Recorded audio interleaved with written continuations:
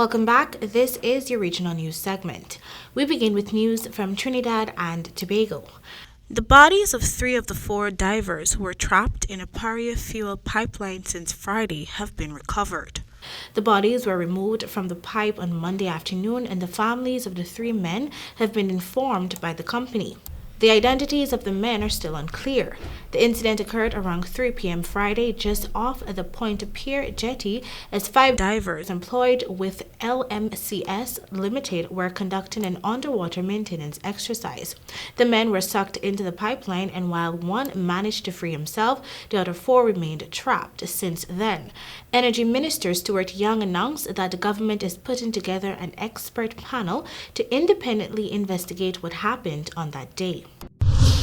Still in Trinidad and Tobago, Prime Minister Dr. Keith Rowley will not be attending the 33rd CARICOM Intersessional Meeting, which starts in Belize on Tuesday, and which will be the first intersessional where regional leaders meet face-to-face since 2020. CARICOM Secretary General Dr. Carla Barnett on Monday confirmed it's the first intersessional where leaders are meeting face-to-face since 2020 due to the pandemic, and it's expected many important matters, including the region's post-pandemic economic recovery, will be discussed.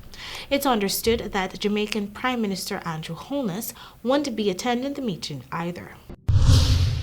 In Honduras, the new government of Honduras has announced that it will ban open-pit mining in the Central American nation. The government, which was sworn in last month, also said that it would cancel environmental permits for mining operations across the country.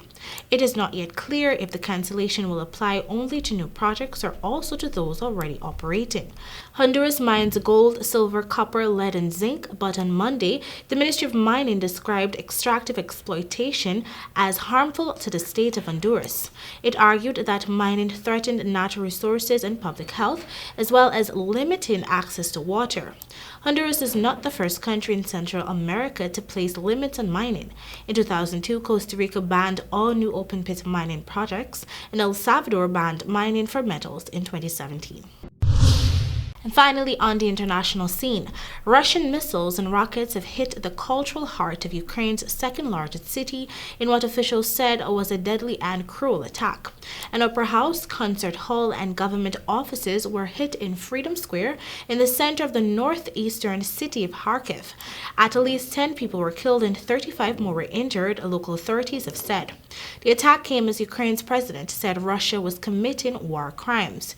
Video footage showed a missile hitting the local government building and exploding, causing a massive fireball and blowing out windows of surrounding buildings. Freedom Square is the second largest city center square in Europe and a landmark of the city. Kharkiv has been bombed heavily for days now, and 16 people were killed before Tuesday's attack, Mr. Zelensky said. His government accuses Russia of trying to lay siege to Kharkiv. The 6th day of Russia's invasion of Ukraine has seen continued attacks on several fronts, but the Russian advance has reportedly been slowed by Ukrainian resistance. Meanwhile, new satellite images showed a 40-mile-long Russian military convoy outside the capital, Kyiv, where air raid sirens were again ringing out on Tuesday morning. The convoy includes armored vehicles, tanks, artilleries, and logistical vehicles, and is said to be less than 18 miles from the city. And that is your regional news.